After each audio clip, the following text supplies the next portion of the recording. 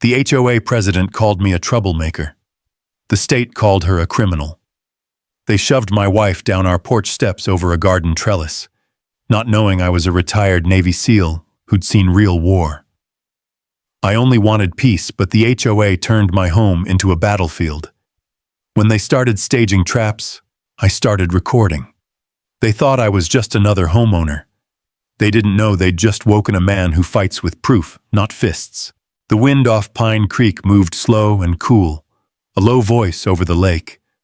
Dawn was a thin silver line behind the timber, and the porch smelled of cedar, damp soil, and the small, sharp green of the herbs Sarah tended every morning. Jake watched her from the kitchen window, the trellis he'd built leaning against the rail like a promise half fulfilled. He hadn't expected trouble, only the soft rhythms of retirement. The creak of boards, the neighbor's dog barking, the steady breath of water over rock. They came in a black SUV with faded HOA letters and an air of rehearsed certainty. 3 men stepped onto the porch like they owned the wood. One wore a polo with the association mark. Another had sleeves rolled and a phone ready, as if framing the moment for some unseen court.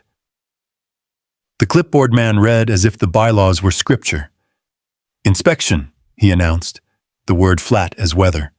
"Unauthorized structure. Remove it in 48 hours. Sarah straightened, her fingers stained with soil, hair tucked back from the line of her cheek where the light had silvered it. She spoke slowly, in a voice that had steered frightened patients through the worst nights in an ER.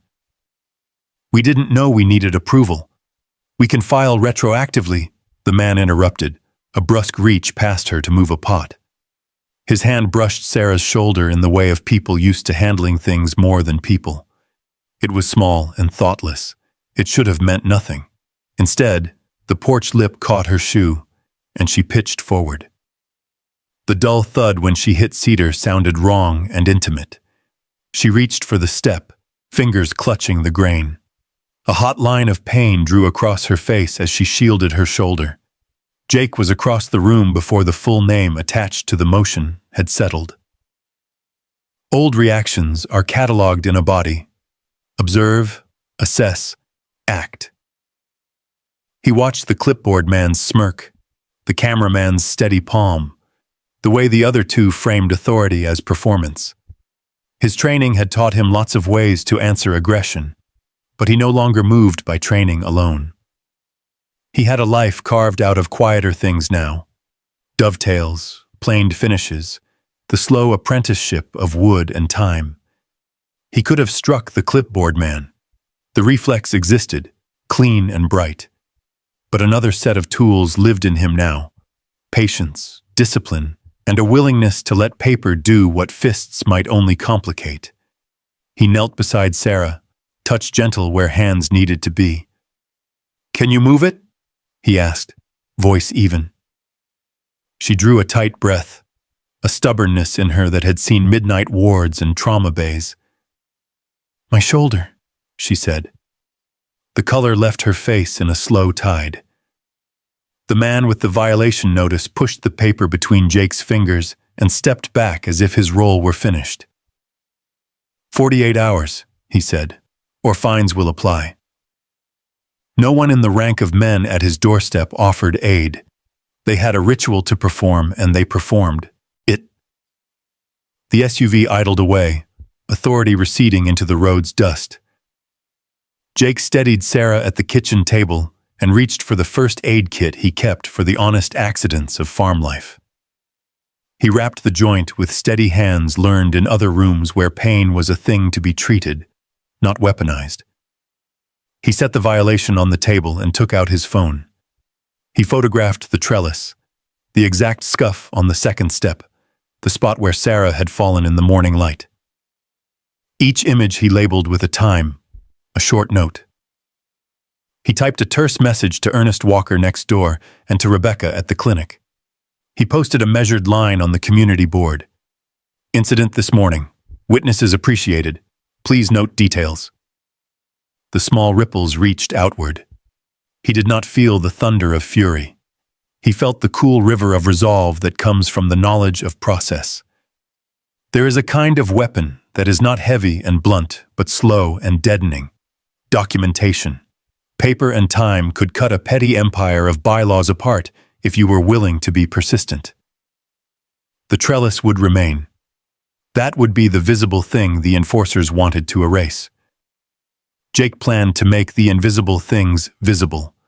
Names, times, witness statements, pictures, and the ledger of who profited from enforcement. Outside the window, the lake watched, patient as an old juror. Ernest's dog gave 2 soft barks and settled. A pickup coughed down the way, the sound folding into morning. Jake photographed the violation once more, then another time for good measure. He sealed the images into a folder and wrote a clean label across the tab. Incident: Morrison, 0645. He took the binder down from the shelf as if choosing a trusted tool, the same motion he used when fitting a dovetail to its mate. The work of undoing a rule-made kingdom rarely needed the flourish of violence. It needed attention repeated until the rotten parts were exposed. He set a cup of hot tea beside Sarah and watched the steam blur the sunlight. She smiled through the ache with a small, brave light. He told her his plan as simple fact, not threat. Photograph, collect witness statements, study the bylaws, talk to the county clerk if they stonewalled, and take it into the light. He would be methodical. He would be patient. He would not take the easy temptation of a quick strike. When the enforcers left, Bethany Whitfield continued her morning ritual somewhere down the road. Coffee, a tidy garden, a list of minor infractions that fed a hunger for order. She had not yet read a name that would in time be written in another man's neat hand. For now she wore the small power of enforcement as if it defined the moral arc of a place. For now the trellis and the herb pots and the folded notice were the only pieces of a story that would soon be larger. Jake photographed the grain of the wood, the nick on the step, the smear of earth where Sarah's hand had pressed into the cedar. He wrote the name of the HOA clipboard man in full and noted the number on the HOA vehicle. He walked the short lane to Ernest Walker's porch and laid the binder in the old man's palm. Ernest nodded in a way that was not surprised. The old man had seen small tyrannies before and knew how they fed. "You'll want more than me," Ernest said in a dry voice. "They don't bow at the first sound. They wait for everyone else to be quiet." Jake closed the gate with the soft click of temperate metal. He did not feel victorious. He felt the correct coolness of a man beginning a necessary work. He picked up his phone and typed into the neighbor group again, more precise this time, asking for timestamps and whether anyone had seen the truck's license. He made a note to call the clinic and ask for Sarah's intake record. He would collect statements and he would store them. He placed the violation notice back into the folder and then said the words he wanted to live by. "I won't hit them," he told Sarah, the promise gentle. "I'll erase their power." It was not a shout. It was an oath that required time and patience, the sort of thing that grew with record cards and witness lines and the slow accumulation of facts. The lake kept its cool. The trellis leaned into the breeze. The work had begun. By the next morning, the violation notice had multiplied like weeds after rain. 4 new envelopes waited in the mailbox, each stamped "Urgent, HOA Compliance Violation." Jake stood in the gravel drive, the morning sun glinting off the foil ink, and opened them one by one. Mailbox paint not to HOA specification, fence height exceeding approved limits, unauthorized exterior ornamentation, trellis, improper placement of refuse container. It was almost elegant in its pettiness, a tactical barrage of bureaucracy designed to exhaust before it punished. The fines totaled over $800. Each violation came with a deadline shorter than a grocery list. Inside, Sarah was sitting at the kitchen table, arm in a soft sling, steam rising from her untouched tea. "You'd think they'd send flowers before firing the first salvo," she said, voice dry. Jake smiled faintly, but his jaw stayed tight. "Paper bullets," he said. "Cheaper than courage." Outside, the sound of a lawnmower hummed like distant static. Across the cul-de-sac, Bethany Whitfield's porch glowed white in the noon sun. The self-appointed queen of Pine Creek Estates stood beside her hydrangeas, wearing her usual uniform, cream sweater, pearls, clipboard in hand. She watched the street the way a hawk watched a field mouse, calmly, waiting for movement. Jake stepped off his porch and crossed the road. Her perfume reached him before her smile did. "Good morning, Mr. Morrison," she said. "I trust you've received our notices?" He nodded, stopping 3 feet short of her fence line. "I have. Quite the stack. Must have killed half a tree." "Rules maintain harmony," she replied sweetly. "And harmony maintains property value. You of all people should appreciate structure." Jake's voice stayed level. "I spent 25 years following rules that actually mattered. These," he gestured with the envelopes, "read more like a power trip." Bethany's smile stiffened, but her tone stayed light. "Perhaps this community isn't the right fit for you, Mr. Morrison. Some residents find the expectations rigorous." He watched her eyes as she spoke, the glint of satisfaction when she saw frustration flicker across his face. But what she mistook for irritation was calculation. He was learning her rhythm, her confidence. Every word she spoke revealed the blueprint of her control. When he turned back toward his house, the sunlight caught on the brass number fixed to his mailbox. A number now, apparently, the wrong shade of bronze. He took a slow breath, memorizing the color in case it became evidence later. That evening, the air smelled of rain and cut grass. Jake sat at the kitchen table with his old service notebook open. Across its pages, in neat block letters, he began to build his operation. Date, incident, witness, photo. He listed each violation with timestamps, took pictures of every alleged infraction, then cross-referenced the HOA bylaws he'd downloaded from the county clerk's site. The bylaws were written like a maze, dense, circular, self-contradictory. But in every maze there was a pattern, and Jake had spent half his life finding patterns hidden in chaos. At 9 p.m., a knock sounded at the door. Ernest Walker, the former sheriff, stood outside with a thermos and the look of a man who'd seen trouble coming a mile away. "Heard you got yourself noticed," Ernest said, stepping inside. "That woman's been running this place like a fiefdom since her husband's firm started building here." Jake poured him a cup of coffee. "You ever see them this aggressive before?" Ernest chuckled without humor. "They pick targets, quiet folks usually, people who pay fines instead of asking questions. You're different. They'll push harder." "Then I'll push quieter," Jake said. Before he left, Ernest dropped a folded paper on the table, a photocopy of a county zoning map. "Old habit," he said. "That land behind Bethany's house, filed under her sister's name. Funny thing for a community president preaching transparency." When the door shut behind him, Jake unfolded the map. The plot lines told a story. Undeclared easements, unexplained transfers. It wasn't just about trellises and mailboxes. Something was buried under the manicured lawns and polished bylaws. Sarah's voice drifted from the hallway, soft but firm. "Don't let them pull you back into that old headspace." Jake looked up, eyes steady. "This isn't combat," he said quietly. "It's reconnaissance." Outside, thunder rolled over the ridge. He could see Bethany's lights still burning across the street, her silhouette pacing the window like a general surveying her domain. Jake opened a new page in his notebook and wrote one line across the top. Operation Pine Creek. Objective, exposure. He placed the pen neatly on the paper, turned off the lamp, and watched the storm roll in. What kind of HOA needs this much silence around its books? By morning, the storm had passed, leaving Pine Creek washed clean but restless. The gravel road shimmered with puddles that mirrored the sky, and Jake could smell the wet pine drifting through the open window.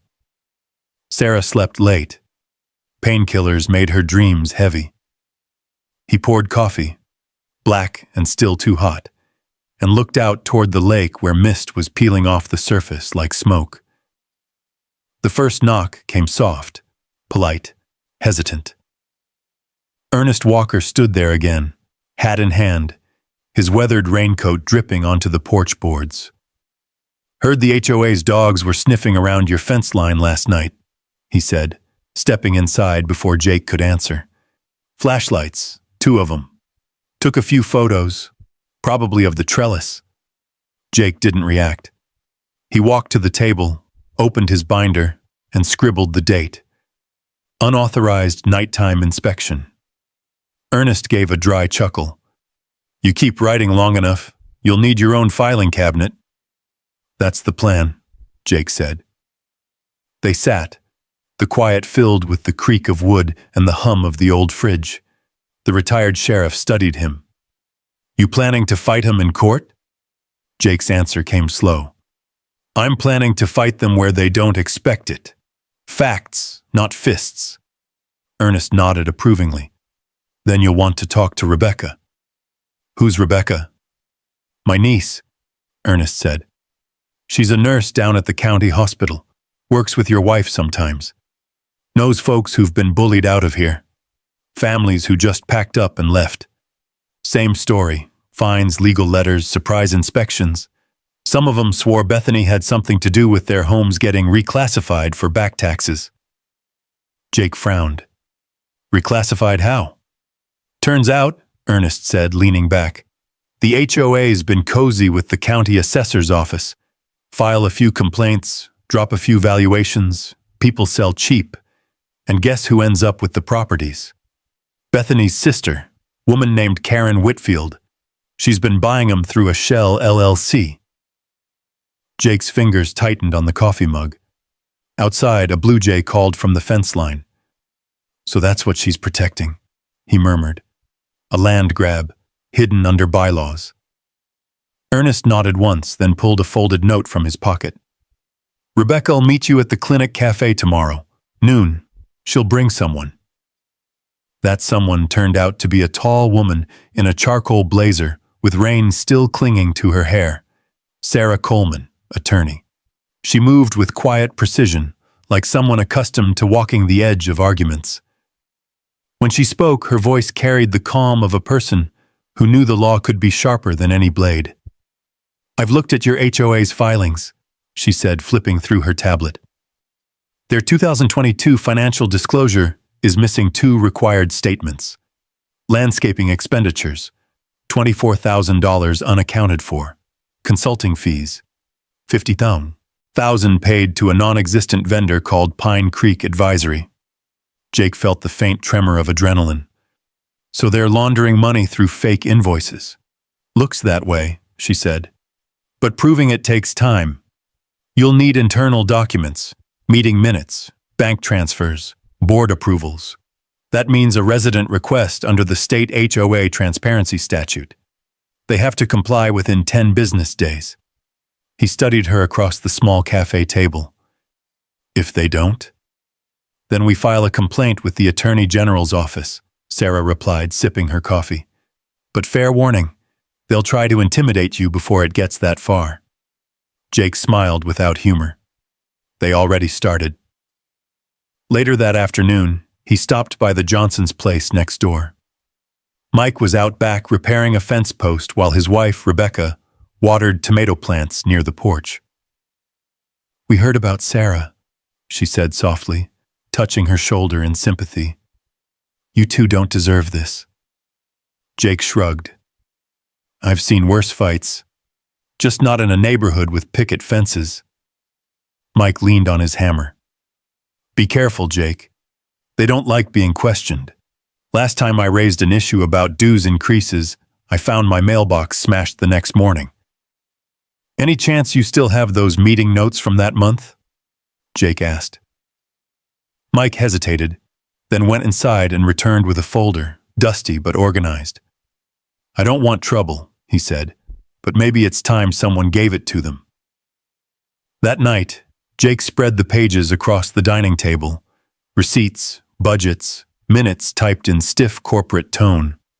He traced the signatures, Bethany's looping flourish, Doug Peterson's neat accountant's script.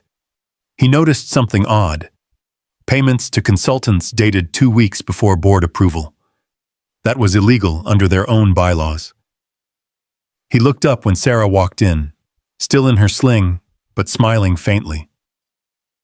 "You're building a case, Joe," she said. "More like an ark," he replied. "The flood's coming." Outside, the moon slid between clouds, casting silver bars across the yard. The neighborhood seemed too quiet, as if the air itself were holding its breath. From somewhere down the hill came the faint hum of a car engine idling too long. Jake stood by the window, lights off, and saw it. A dark SUV parked near the corner, headlights off, just sitting, watching. He didn't move, didn't reach for anything but his camera. One flash, quick, silent through the curtain. The SUV rolled away moments later.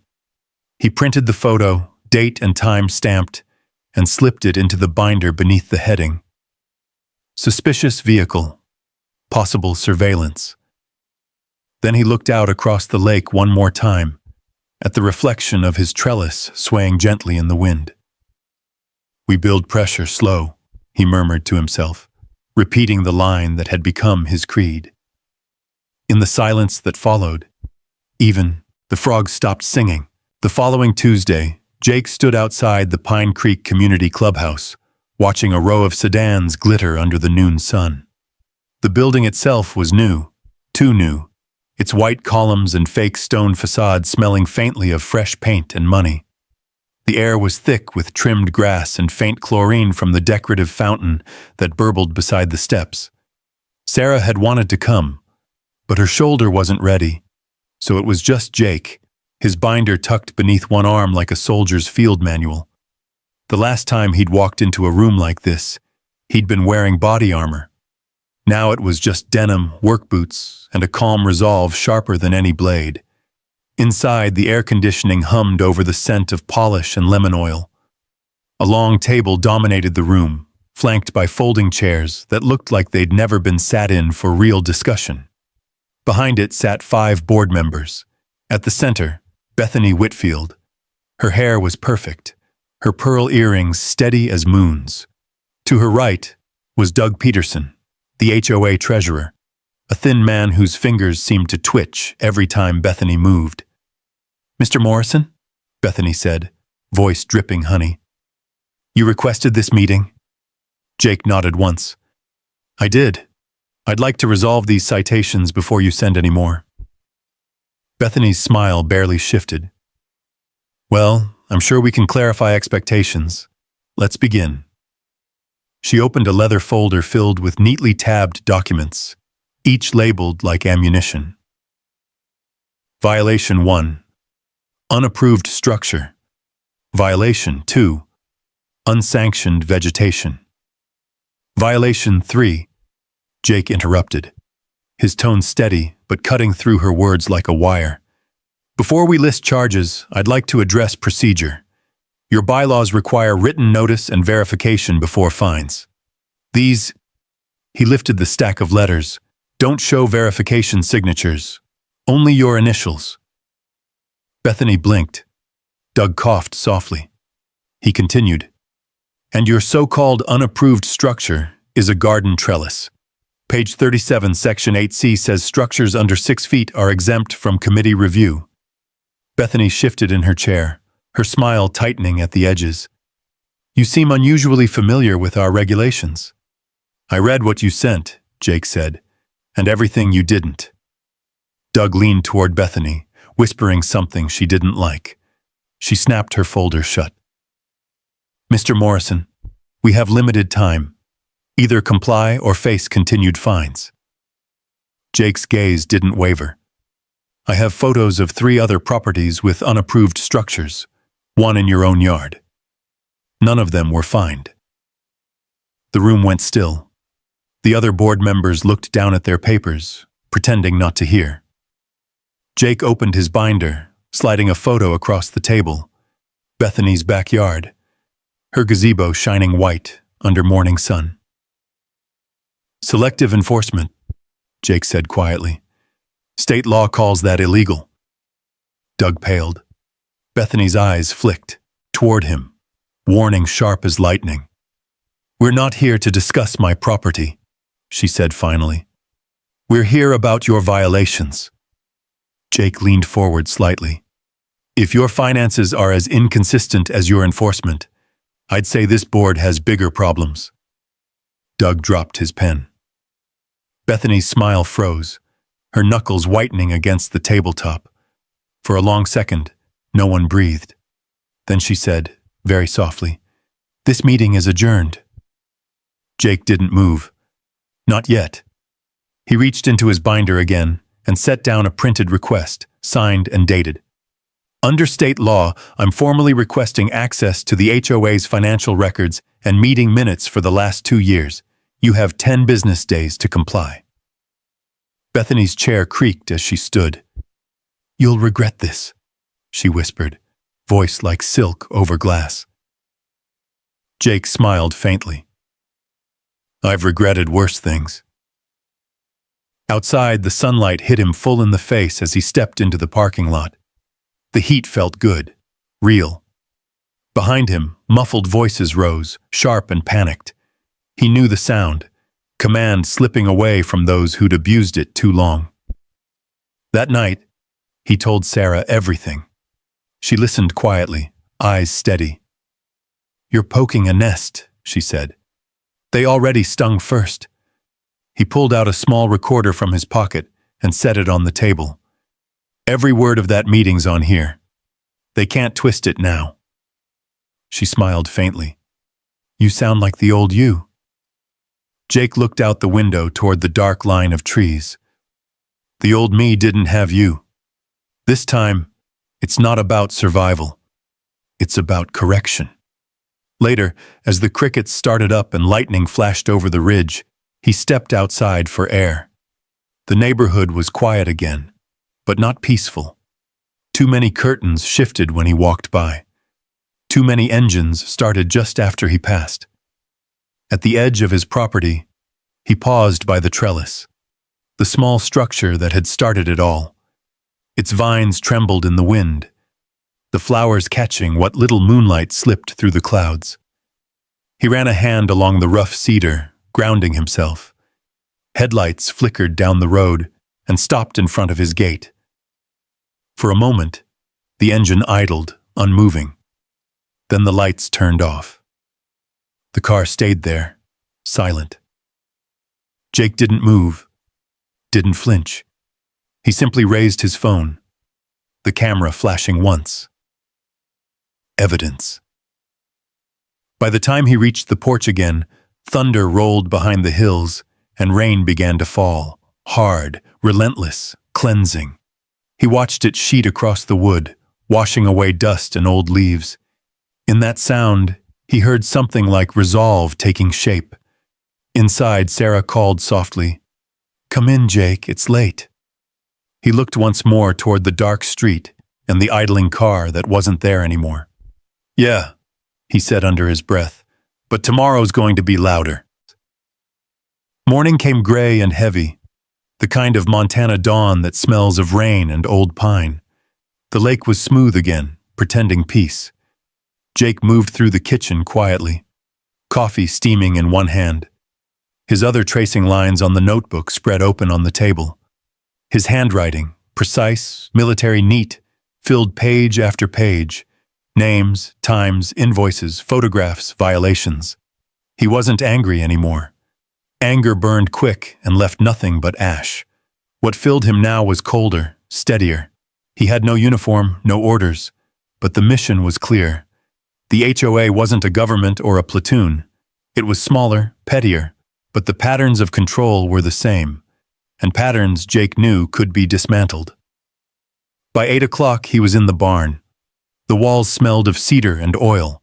The rafters caught the morning light like cathedral beams. The binder lay on the workbench beside his old tools. He'd cleared a section of the wall and tacked up a wide corkboard.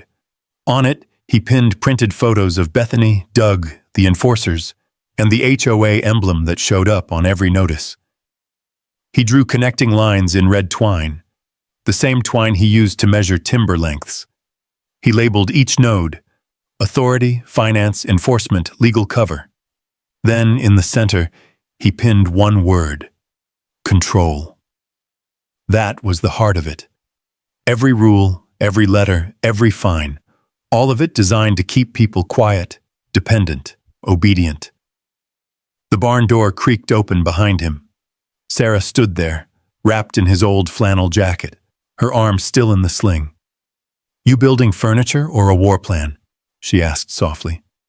"Same thing," Jake said with a half smile. "Measure twice. Cut clean." She stepped closer, eyes scanning the board. "That's Donald Snipe, right? The one who pushed me?" "Yeah," he said, pinning a photo of Donald near the top. "He's the muscle. But look, his paycheck's coming from a private security firm registered under Doug Peterson's son. Follow the money, and you find the leash." Sarah traced one of the red lines with her free hand. "So what's next?" Jake looked at her, really looked at her. "We document everything, every bylaw breach, every inconsistency.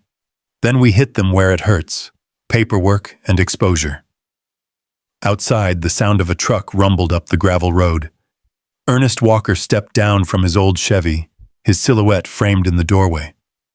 "Brought you something," he said, lifting a box. Inside were 3 small trail cameras, the kind used for hunting elk. "Mount these around your property line," Ernest said. "They won't see 'em, but you'll see them." Jake nodded. "You think they'll come again?" "Already have," Ernest said, lighting a cigarette. "Saw Chad Wilson taking photos from his SUV last night. Claimed he was checking drainage." Jake wrote another note on the wall. Surveillance increased. That night, the first of the cameras blinked red in the darkness, silently recording. The footage from the next morning showed exactly what Ernest had warned about. Chad walking along the fence, camera in hand, taking pictures of everything, even their living room windows. Jake didn't confront him. Not yet. Instead, he sent the stills to Sarah Coleman, the lawyer. "Proof of harassment," he wrote. "Pattern of intimidation. Request confirmation of legal boundaries." By the weekend, Jake had something new in place. The barn wasn't just a workshop anymore. It was an operations center.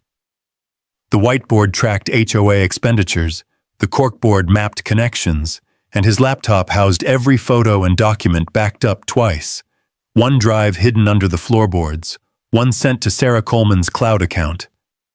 When Sunday came, he resumed teaching his free self-defense classes by the lake. Parents gathered under the cottonwoods, kids running barefoot through the grass. The laughter felt like defiance. The HOA couldn't find that. Donald Snipe stood by his SUV across the road, watching. His posture was all swagger, but his eyes betrayed uncertainty. Jake met his gaze and gave a polite nod, nothing more. Later that afternoon, as the class dispersed, Jake found a folded piece of paper wedged under his windshield wiper. No name, no signature, just 6 words written in hurried block letters. "They're planning something. Tonight. Be ready." He looked around, but no one was there. The wind off the lake rustled the reeds. Distant thunder echoed from the hills. He unfolded the paper once more, studying the handwriting. Unsteady, rushed, maybe left-handed. "Donald?" He took it to the barn and pinned it under the word control. The string web shimmered faintly in the lamplight. Sarah joined him a moment later, holding 2 mugs of coffee. "You think it's real?" she asked. "Maybe," Jake said. "Maybe it's the first crack in their armor." She set her cup down beside him. "Then let it crack." Outside, the lake was black glass under a sky full of restless clouds. The trellis near the porch swayed gently again. its vines whispering against the wood. Jake stood in the doorway of the barn, eyes scanning the empty road. "Quiet operations," he murmured, "until it isn't quiet anymore." Lightning flashed once across the ridge, throwing the outline of his house against the sky. In that brief light, the board behind him glowed, a map of evidence, of people who thought they ruled a town, and of one man quietly building their undoing. By midnight, the storm had passed, leaving a chill that crept under doors and into bone. Jake sat at his desk in the barn, the glow from his laptop illuminating rows of timestamps and images. The 3 trail cameras Ernest had given him had recorded more than he'd expected. Figures near the fence, flashlights sweeping through the grass, a silver SUV pulling up twice between midnight and 2 a.m. He zoomed in, frame by frame, until the headlights caught a face he knew. Chad Wilson, the HOA enforcer. Behind him, another man held a clipboard even in the dark. The timestamp read 2:17 a.m. Jake stared at the number for a long moment. It had the ring of something deliberate. At dawn, Sarah came out to the barn, her hair tucked under a knit cap, steam rising from her mug. "You haven't slept," she said quietly. "Didn't plan to," Jake replied. "They came by again last night. Same car, same time. I think they're getting bold. Or desperate." He nodded, eyes still on the screen. Desperate men make mistakes. By afternoon, the HOA's harassment escalated. 2 new violation letters appeared, one citing improper driveway gravel, another accusing them of running an unlicensed business. The fines now totaled over $4,000. Sarah read them with a shaky laugh. "Do they just pull these out of a hat?" "They're trying to provoke us," Jake said. "They need me angry. They need a reason to call the cops again." He was right. That evening, as Sarah closed the curtains, a knock rattled the door, sharp, official. When Jake opened it, Officer Benson stood on the porch, rain dripping from the brim of his hat. His cruiser idled behind him, lights off but engine humming. "Evening, Mr. Morrison," Benson said, his tone oily with forced politeness. "Got a complaint about possible code violations, unregistered business activity. Mind if I take a look around?" Jake leaned against the doorframe. "You got a warrant?" Benson smiled thinly. "Don't need one for a welfare check." "Then check your welfare somewhere else." For a heartbeat, the officer's smile faltered. Then he tipped his hat and stepped back into the rain. "Just doing my job." Jake shut the door. His reflection in the glass looked calm, but his mind was running like a machine. He turned to Sarah. "They're building something. A setup. It's coming soon." That night, he checked the cameras again, recharged the batteries, and made sure every angle of the property was covered. The lake lay still beyond the tree line, catching faint starlight. The silence had weight. At 2:10 a.m., the sound of tires on gravel broke it. Jake's eyes opened before the headlights reached his window. He slipped on his boots, grabbed the small flashlight from the nightstand, and moved to the living room. Through the curtain, he saw the same SUV, same driver, Chad. Only this time, Officer Benson was with him. Jake's pulse slowed, his mind settling into that measured calm he'd carried through far worse nights. He picked up his phone, tapped record, and waited. The men walked around the truck, flashlights flicking across the property. Chad opened the driver's door and bent inside for a long moment. Benson kept watch, his hand resting casually on his belt. Then Chad straightened, shut the door, and gave a thumbs up. The SUV rolled away into the night. Jake exhaled slowly. Then he walked to the barn, pulled up the camera feed, and replayed it. 2:17 a.m., right on cue. He zoomed in, freezing the frame where Chad's hand disappeared under the truck seat. By sunrise, Benson was back, this time with a warrant. The sun glared hard off the badge pinned to his chest. Anonymous tip, he said smoothly. Claims there's contraband in your vehicle. Jake crossed his arms. That's a hell of a coincidence. Benson smirked. Just doing my job. He motioned to a deputy who popped open the driver's door. After a few seconds of searching, the deputy straightened, holding up a small plastic bag. Inside was a fine white powder. Benson's smirk widened. Well, well, care to explain this, Mr. Morrison? Jake's calm didn't waver. Sure, he said. But you might want to look at something first. He reached into his pocket and handed Benson a flash drive. That's last night's security footage. You'll want to skip to 2:17 a.m. The deputy hesitated, looking uncertain. Sir, maybe we should play it, Jake said firmly. 10 minutes later, the footage showed Benson and Chad on screen, the timestamp clear, the image unmistakable. Benson's smirk vanished. This doesn't prove... It proves enough, Jake said. And copies are already sent to my attorney, the county sheriff, and the local news desk. I'd suggest you step off my property before you add trespassing to the list. Benson backed away slowly, his face pale. You think you're clever, Morrison. You just made enemies. Jake watched them leave, the gravel crunching under their tires, the morning sun catching the dust like sparks. Sarah stepped out onto the porch beside him, her voice low. What happens now? Now, Jake said, we stop playing defense. He looked toward the lake, its surface gleaming cold and silver. The quiet wasn't peace. It was the space before the storm returns. But this time, he wasn't just waiting.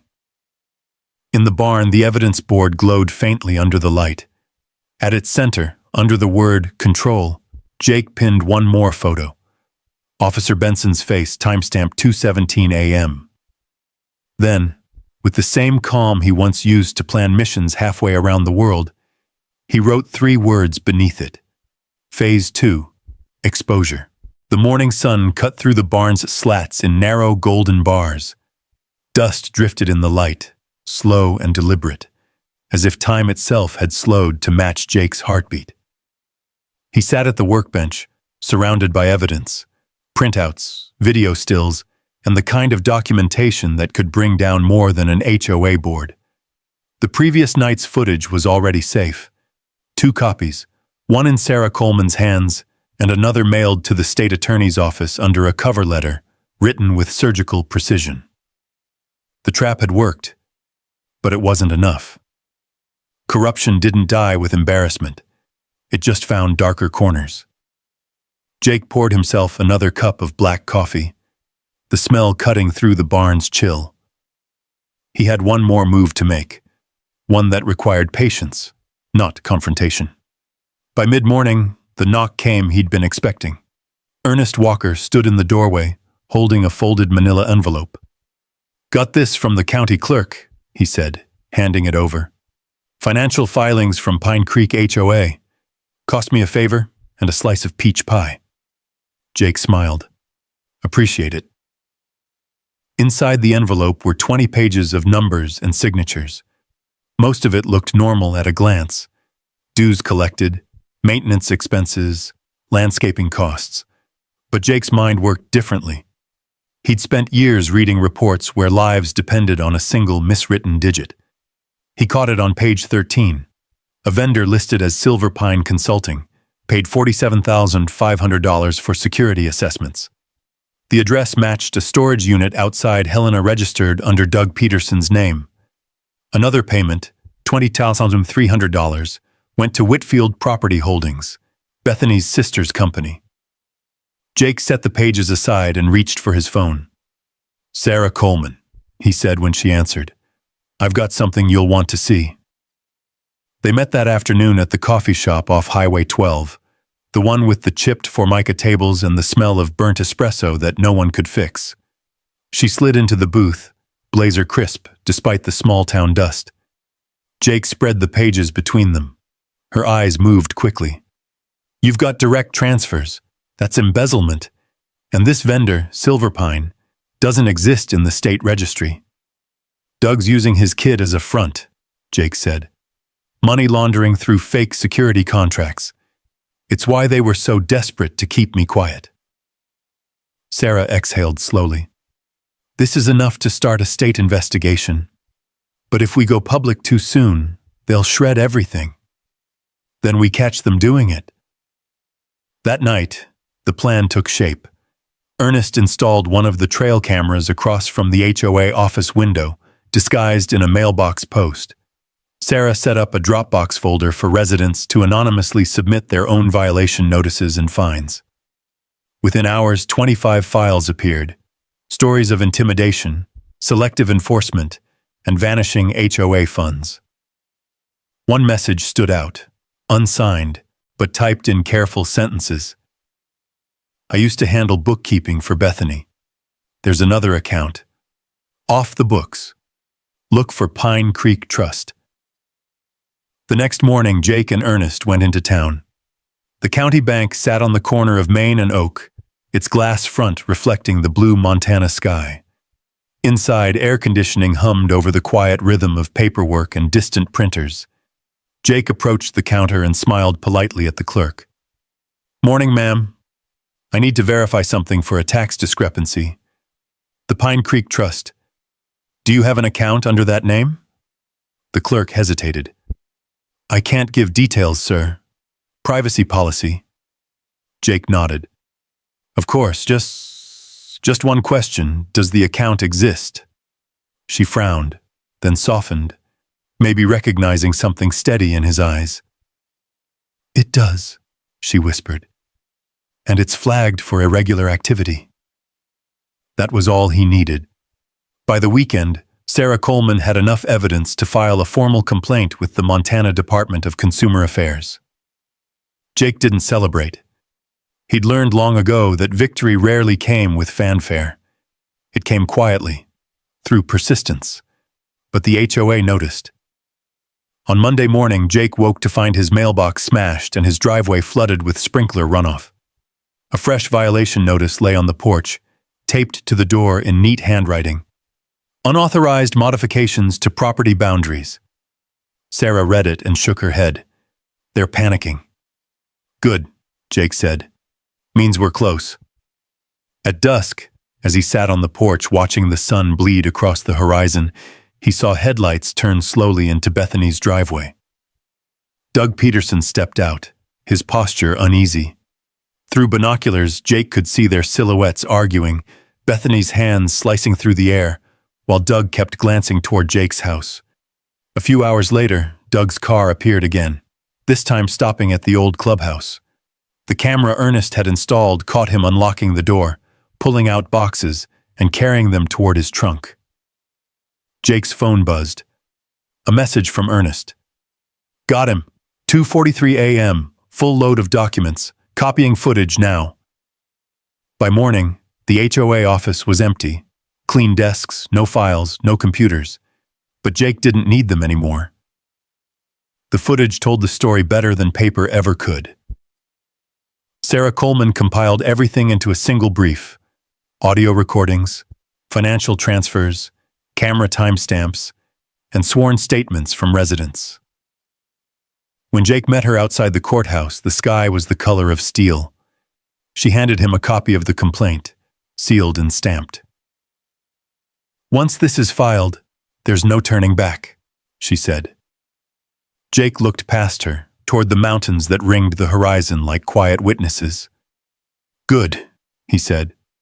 Let's see what happens when the truth hits sunlight. That night, he returned to his barn and pinned a new photo to the evidence wall. Bethany and Doug walking into the HOA meeting months ago, smiling like people who thought they'd never be caught. Under it, he wrote 4 words in black ink. The lie ends here. As the wind rose outside and the trellis rustled in the dark, Jake switched off the lamp. Tomorrow, the storm would begin again. Only this time, it wouldn't be weather. Morning came bright and brittle. The sky over Pine Creek was a clear, impossible blue, the kind that looks painted on before a reckoning. Jake's phone buzzed at 7:04 a.m. A message from Sarah Coleman. State investigators confirmed receipt. News crews heading your way. He set the phone down beside his coffee. The smell of cedar smoke drifted from the wood stove. Across the yard, the lake was still and glassy, pretending innocence. But he could feel the hum under it all, the collective breath of a town about to learn what its queen had been hiding. By 9, Pine Creek was no longer quiet. 2 black sedans rolled up to the HOA office, followed by a white SUV with the state seal on the side. Ernest was already there, leaning against his truck, arms crossed. "They're going through the place," he said when Jake joined him. "Locked file cabinets, hidden drives, the works." Jake nodded. "About time." Inside, the investigators moved methodically, their latex gloves whispering over paper and drawers. One of them, a young woman with a serious face, stepped out with a folder clutched to her chest. "We've got evidence of double bookkeeping," she said to her colleague. 2 ledgers, one for residents, one for someone else. "Bethany's sister," Jake said quietly. The woman looked at him, curious. "You knew?" "I guessed." By noon, news vans had arrived. Cameras pointed toward the HOA building, their cables snaking across the asphalt. The same neighbors who once whispered behind curtains now stood on lawns, watching, murmuring. Some had phones out, recording every second. Bethany arrived in her black Lexus, heels clicking like gunfire on concrete. She pushed through the crowd, face tight but composed. "This is harassment," she told the reporters. "A misunderstanding blown out of proportion by a disgruntled resident." Jake stepped forward then, the quiet in his voice cutting sharper than any accusation. "Funny thing about misunderstandings," he said. "They disappear when you hold them up to sunlight." The cameras turned. For a second, the air itself seemed to lean closer. Bethany's eyes met his, and for the first time he saw something crack in them, a flicker of doubt, or fear, or both. "You think this makes you a hero, Mr. Morrison?" she said. "No," Jake answered. "Just a homeowner tired of paying for someone else's greed." Reporters swarmed, questions shouted, microphones thrust forward. Bethany turned and marched inside, but the damage was done. The story had already left her control. That afternoon, the sheriff's department, real deputies this time, not Benson's brand of loyalty, escorted Doug Peterson from his office. He looked smaller without his smugness, his face pale under the fluorescent lights. When asked for comment, he muttered something about accounting errors and bad advice. Jake stood by Ernest's truck, watching it all unfold. He didn't smile. Justice, he'd learned, rarely felt like celebration. It was more like relief mixed with exhaustion. Later that evening, Donald Snipe showed up at Jake's porch. He looked different. No uniform, no swagger, just a man carrying the weight of bad choices. "I didn't know how deep it went," Donald said, voice rough. "I just did what she told me." Jake studied him. "That's not an excuse." "I know," Donald said. "But I've got something that'll help you." He reached into his jacket and handed over a USB drive. "Security footage from the HOA office. You'll want to see it." Inside, under the lamplight, Jake plugged it in.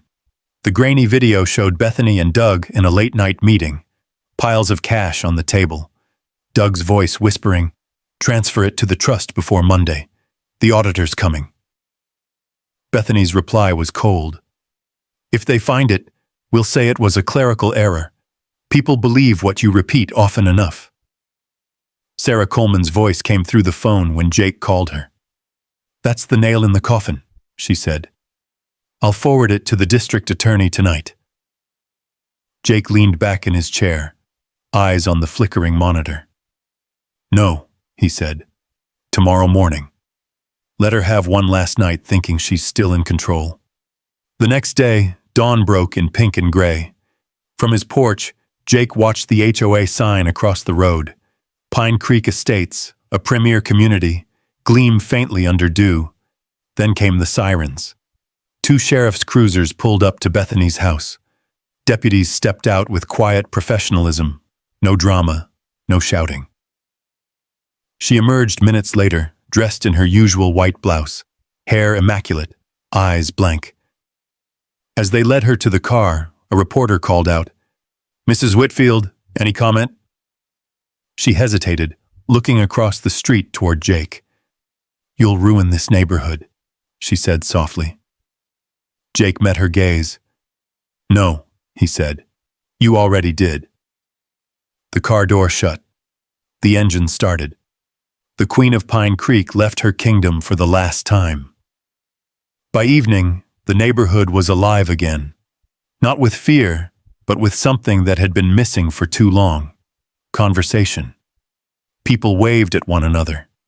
Kids rode bikes on the same sidewalks once patrolled by rule enforcers. Sarah sat beside Jake on the porch, her arm finally free of its sling. The light off the lake shimmered gold through the trellis vines. "You did it," she said. "We did it," he corrected. "And we did it by the book." Ernest pulled into the drive, a grin hiding behind his mustache. "You see the news? They're calling it the Pine Creek Purge. Not bad for a quiet town." Jake chuckled softly. "I prefer cleanup. Less dramatic." As dusk settled, the sound of frogs returned to the lake. For the first time in months, Pine Creek sounded like home again. But deep down, Jake knew it wasn't over. Justice was a process, not a moment. Tomorrow would bring hearings, court dates, paperwork, the slow grind of accountability. Still, for tonight, he allowed himself one rare thing: rest. The trellis swayed in the breeze, its flowers bright against the dark. He whispered to the quiet, "Justice doesn't shout." Morning light crept slow and golden across Pine Creek, spilling over fences and roofs that had once been watched, measured, and fined into submission. The air felt cleaner somehow, as if the whole valley had exhaled. Jake sat on the porch steps with his coffee cooling beside him, eyes fixed on the lake beyond the field. The mist was lifting, slow and soft, like a curtain drawing back after a long play. Sarah joined him, her shoulder healed, her movements easy again. "Feels strange," she said. "Quiet, but not the old kind, not the fearful kind." Jake nodded. That's what truth sounds like. The news had already traveled. Bethany's arrest made state headlines: embezzlement, fraud, and obstruction. Doug Peterson faced similar charges. Officer Benson had been stripped of his badge, pending trial for evidence tampering. Pine Creek wasn't a gated community anymore. It was a lesson. But peace wasn't something Jake trusted right away. Too many scars under the surface. Too many wounds pretending to be healed. He spent his mornings fixing the fence, his afternoons rebuilding the trellis, and his evenings teaching the neighborhood kids self-defense by the waterline. The laughter helped fill the hollow spaces the fight had left behind. One afternoon, as he hammered the last slat into place, Ernest Walker walked up the drive. His hat was pulled low, his boots crunching on gravel. "You get the letter yet?" Jake wiped sweat from his brow. "Letter?" "The court summons," Ernest said. "State's calling you in as the key witness next week. Judge Ramirez himself is presiding." Jake smiled faintly. "He's a fair man." "Fair and sharp," Ernest said. "You'll want to bring everything: dates, documents, the footage. They're lining this up to set precedent." That night, Jake gathered every file into neat stacks: the evidence binders, Sarah Coleman's legal summaries, Donald's recorded confession. It wasn't just a case anymore. It was a record of how far control could go before it broke itself. When court day came, the town's old courthouse in Helena was crowded. The air smelled faintly of old wood polish and anxiety. Neighbors filled the benches, whispering softly until the bailiff called for order. Bethany sat at the defense table, no longer polished or proud. Her pearls were gone, her eyes hollowed by sleepless nights. Doug avoided her gaze, his hands twisting a folded napkin into shreds. Judge Ramirez entered, his robe catching the morning light through the high windows. His voice carried a measured calm. "Let's begin." Jake took the stand first. His voice was steady, his story simple. No embellishments, no grand speeches, just facts. How it started with a trellis, how it grew into fines, threats, and manipulation. When the footage of 2:17 a.m. played across the courtroom screen, no one spoke. The image of Officer Benson planting the evidence was silent proof more powerful than any testimony. Sarah Coleman's closing statement tied everything together. Abuse of authority doesn't always wear a badge. Sometimes it wears a smile and hides behind bylaws. But law, when used right, protects even from itself. When the verdict came, it was clean and final. Guilty on all counts. Restitution ordered to every homeowner. HOA dissolved. Assets liquidated to repay stolen dues. Outside, reporters swarmed, cameras flashing. Jake stepped into the sunlight, blinking at the sudden noise. Ernest clapped him on the back. "Well, son," he said, "looks like the good guys won one for a change." Jake gave a small smile. No winners, just survivors. They drove back to Pine Creek under a wide Montana sky, clouds like slow-moving ships overhead. When they reached the lake, neighbors were waiting. Families, kids, even Donald Snipe, now wearing a volunteer badge from the county's community outreach program. Sarah squeezed Jake's hand. "They're all here because you didn't give up." Jake looked around at the faces, people who had once avoided eye contact, now laughing, talking, living again. "Because we didn't," he said. He walked down to the trellis, now covered in blooming vines, and touched the cedar rail. The same wood that had started the war now stood as a monument to endurance. He carved a small inscription along the inner post. "Evidence beats violence." The sun dropped low, painting the lake in gold. Children's laughter echoed across the water, carried by wind that no longer sounded like warning. At the end of the path, a simple wooden gate led out to the open road. Its hinges creaked softly in the breeze. Jake pushed it open, the sound echoing faintly, steady, rhythmic, final. He turned back to Sarah, her hair catching the last light of evening. "You ever think we'd make it here?" She smiled. "You always said pressure makes diamonds. You just forgot how long it takes." He chuckled softly, slipping an arm around her shoulder. "Then maybe it's time we stopped measuring everything in battles." As they walked back toward the house, the porch light flicked on by itself, a motion sensor Jake had installed long before the trouble began. For the first time in months, he didn't check who might be watching. Behind them, the gate swung gently, the sound fading into the night. The echo lingered, a reminder that boundaries, once rebuilt on truth, didn't keep people out. They kept decency in. Spring came early that year.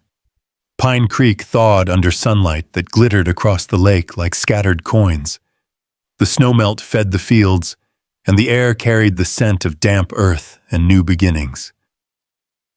Jake stood by the porch rail, coffee in hand, watching the vines climb higher along the trellis he'd built what felt like a lifetime ago. The wood had darkened, the cedar now streaked with weather and memory, but it still stood firm. Sarah's roses, once small and uncertain, had grown wild and free, spilling color into the morning air. From down the road came the sounds of laughter, children riding bikes, neighbors greeting one another. The HOA was gone, its power dissolved, replaced by a residents' council that met once a month in the old clubhouse. No fines, no threats, just discussions, coffee, and volunteer sign-up sheets. Donald Snipe now led the community center, his voice steady but humble. He'd served his sentence, then stayed to make things right. On Saturdays, he ran a youth program, teaching kids about accountability, teamwork, and second chances. Ernest helped him set up a small library inside the old enforcement office, rows of donated books where once there had been stacks of violation forms. Sarah returned to full-time work at the hospital, her shoulder fully healed. But she found a new calling, organizing weekend health clinics for the community. "If we can prevent a few emergencies," she said with that quiet conviction of hers, "we save more than time. We save trust." Jake, for his part, had no interest in leading anything. His satisfaction came from rebuilding, repairing fences, teaching woodworking to the neighborhood teens, helping folks draft better contracts for their homes so they'd never be bullied by fine print again. He still carried his old Navy calm, but the tension that once defined him had loosened.